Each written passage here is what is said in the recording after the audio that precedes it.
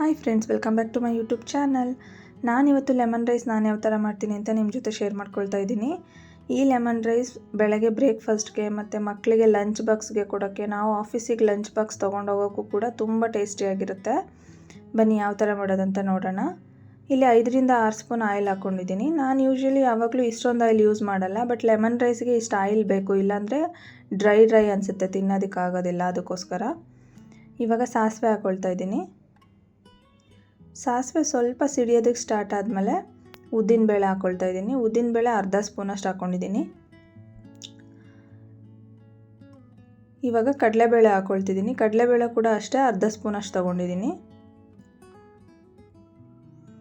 ನಾನಿಲ್ಲಿ ಶೇಂಗಾ ಬೀಜನ ಹುರಿದ್ಬಿಟ್ಟು ಸಿಪ್ಪೆ ತೆಗೆದಿಟ್ಕೊಂಡಿದ್ದೀನಿ. ಅದನ್ನು ಶೇಂಗಾ ಬೀಜ ಕೂಡ ಹಾಕ್ಕೊಳ್ತಾ ಇದ್ದೀನಿ.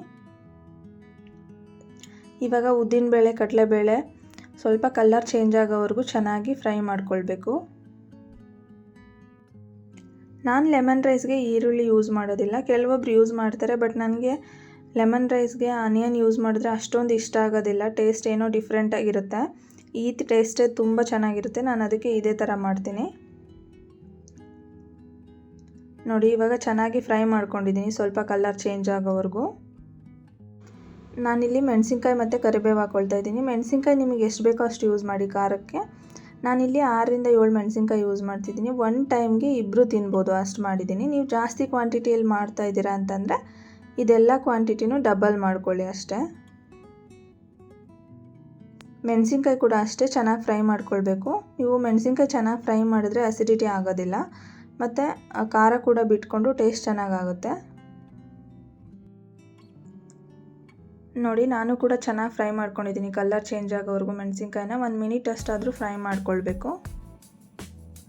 ನಾನಿವಾಗ ಇಲ್ಲಿ 1 ಚಿಟಿಕೆ ಅಷ್ಟು ಹಿಂಗೆ ಹಾಕ್ಕೊಳ್ತಾ ಇದ್ದೀನಿ. ಹಿಂಗೆ ಯೂಸ್ ಮಾಡೋದ್ರಿಂದ ಒಳ್ಳೆ ಫ್ಲೇವರ್ ಬರುತ್ತೆ ಮತ್ತು ಅಸಿಡಿಟಿ ಕೂಡ ಆಗೋದಿಲ್ಲ. ನೀವು ಕೂಡ ಅಷ್ಟೇ ಅಡುಗೆ ಮಾಡುವಾಗ ಜಾಸ್ತಿ ಹಿಂಗೆ ಯೂಸ್ ಮಾಡಿ, ತುಂಬ ಒಳ್ಳೆಯದು. ಇವಾಗ ಅದು ಸ್ಮೆಲ್ಲೆಲ್ಲ ಹೋಗೋವರೆಗೂ ಚೆನ್ನಾಗಿ ಫ್ರೈ ಮಾಡ್ಕೊಳ್ಬೇಕು. ಇವಾಗ ಅರ್ಧ ಸ್ಪೂನಷ್ಟು ಅರಿಶಿನ ಹಾಕ್ಕೊಳ್ತಾ ಇದ್ದೀನಿ. ಜಾಸ್ತಿ ಬೇಡ, ಅರ್ಧ ಸ್ಪೂನಷ್ಟು ಹಾಕ್ಕೊಂಡ್ರೆ ಸಾಕಾಗುತ್ತೆ. ಚೆನ್ನಾಗಿ ಮಿಕ್ಸ್ ಮಾಡ್ಕೊಳ್ತಾ ಇದ್ದೀನಿ. ತುಂಬ ಬೇಗ ಮಾಡ್ಕೊಳ್ಬೋದು.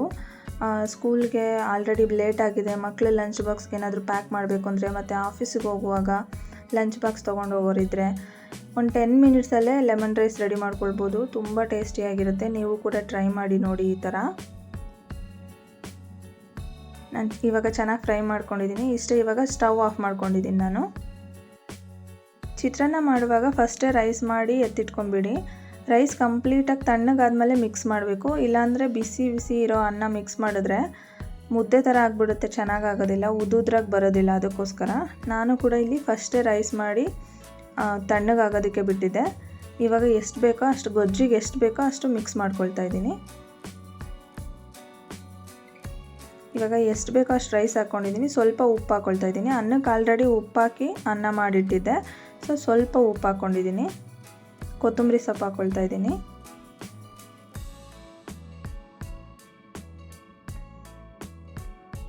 ಇವಾಗ ಲೆಮನ್ ಹಾಕ್ಕೊಳ್ತಿದ್ದೀನಿ. 1 ಲೆಮನ್ ಫುಲ್ಲು ಲೆಮನ್ ರೈಸ್ಗೆ ಯೂಸ್ ಮಾಡ್ತಿದ್ದೀನಿ. ನೀವು ಜಾಸ್ತಿ ಯೂಸ್ ಮಾಡ್ತಿದ್ರೆ ಇನ್ನೊಂದು ಎಕ್ಸ್ಟ್ರಾ ಲೆಮನ್ ಹಾಕ್ಕೊಳ್ಳಿ.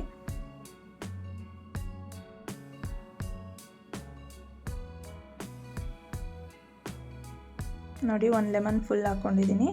ನಾನು ತೊಗೊಂಡಿರೋ ರೈಸ್ಗೆ ಮತ್ತು ನಾನು ಮಾಡಿರೋ ಗೊಜ್ಜಿಗೆ ಇಷ್ಟು 1 ಲೆಮನ್ ಸಾಕಾಗುತ್ತೆ, ಕರೆಕ್ಟಾಗುತ್ತೆ.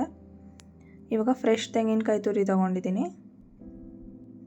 ಅದಕ್ಕೆ ಎಷ್ಟು ಬೇಕೋ ಅಷ್ಟು ಹಾಕ್ಕೊಳ್ತಿದ್ದೀನಿ. ಫುಲ್ ಹಾಕ್ಕೊಂಡಿಲ್ಲ, ಇಲ್ಲಿ ಸ್ವಲ್ಪ ಒಂದು ಅರ್ಧ ಬೌಲಷ್ಟು ಹಾಕ್ಕೊಂಡಿದ್ದೀನಿ. ಇವಾಗ ಇದೆಲ್ಲದನ್ನು ಚೆನ್ನಾಗಿ ಮಿಕ್ಸ್ ಮಾಡ್ಕೊಳ್ಬೇಕು.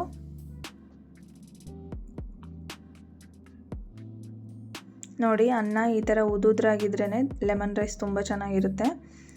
ಅದಕ್ಕೆ ಬಿಸಿಯಾಗಿದ್ದಾಗಲೇ ಮಿಕ್ಸ್ ಮಾಡಬಾರ್ದು. ನೀವು ಅನ್ನ ತಣ್ಣಗಾದ್ಮೇಲೆ ಮಿಕ್ಸ್ ಮಾಡಿದ್ರೆ ಈ ಥರ ಚೆನ್ನಾಗಿ ಬರುತ್ತೆ ಉದುದ್ರಾಗೆ. ಮತ್ತು ಅನ್ನ ಮಾಡ್ಕೊಳ್ಳುವಾಗೂ ಅಷ್ಟೇ ಜಾಸ್ತಿ ನೀರು ಹಾಕಬೇಡಿ, 1:2 ರೇಷಿಯೋ ಹಾಕ್ಕೊಂಡ್ರೆ ಸಾಕು, ಚೆನ್ನಾಗಿ ಬರುತ್ತೆ. ನೋಡಿ, ತುಂಬ ಸಿಂಪಲ್ಲಾಗಿ ತುಂಬ ಕ್ವಿಕ್ಕಾಗಿ ಮಾಡ್ಕೊಳ್ಬೋದು ಈ ಬ್ರೇಕ್ಫಾಸ್ಟ್ ಮತ್ತು ಲಂಚ್ ಬಾಕ್ಸಿಗೆ ಆಗಲಿ. ಬಟ್ ತುಂಬ ಟೇಸ್ಟಿಯಾಗಿರುತ್ತೆ. ನಾನು ಈ ಥರ ಲೆಮನ್ ರೈಸ್ ಮಾಡಿದ್ರೆ 3 ಟೈಮ್ ಇದೇ ಲೆಮನ್ ರೈಸ್ ಕೊಟ್ಟರು ತಿಂತೀನಿ, ಅಷ್ಟು ಇಷ್ಟ ನನಗೆ. ನೀವು ಕೂಡ ಟ್ರೈ ಮಾಡಿ ನೋಡಿ, ನಿಮಗೂ ಕೂಡ ತುಂಬ ಇಷ್ಟ ಆಗುತ್ತೆ. ಈ ವಿಡಿಯೋ ನಿಮಗೆಲ್ಲ ಇಷ್ಟ ಆಗಿದ್ದರೆ ಲೈಕ್ ಮಾಡಿ, ಶೇರ್ ಮಾಡಿ, ಕಮೆಂಟ್ ಮಾಡಿ. ನನ್ನ ಚಾನಲ್ನ ಸಬ್ಸ್ಕ್ರೈಬ್ ಮಾಡ್ಕೊಳ್ಳಿ. Thanks for watching.